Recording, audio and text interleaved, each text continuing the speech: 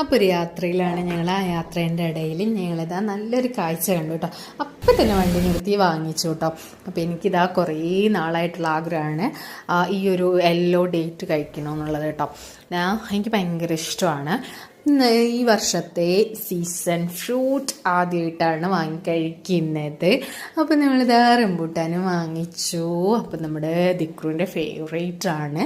അപ്പോൾ നമ്മളതൊക്കെ വാങ്ങിച്ചു. ഇതാ എല്ലാവരും കഴിച്ചുകൊണ്ടിരിക്കുകയാണ്. ഒലിവ് നല്ല ഉറക്കമാണ്. അപ്പോൾ ഒലിവിന് മാറ്റി വെച്ചിട്ടുണ്ട്.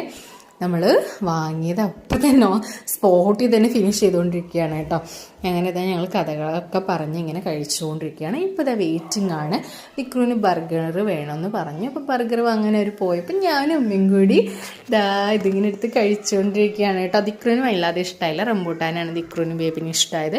അവരത് കഴിച്ചു, ഞങ്ങൾ ഇതും കഴിച്ചു. അങ്ങനെ ബർഗർ വാങ്ങിച്ചു. ബർഗറാണ് കേട്ടത്. അപ്പോഴേക്കും നമ്മുടെ ഒലിവ് എണീറ്റ് അങ്ങനെ 3 പേരും കൂടി ബർഗർ കഴിച്ചു. പിന്നെയും നമ്മൾ യാത്ര തുടർന്നുകൊണ്ടേയിരിക്കുകയാണ്. ഇങ്ങനെ നമ്മളിതാ ഈ നല്ല മനോഹര കാഴ്ചകളൊക്കെ കണ്ടു.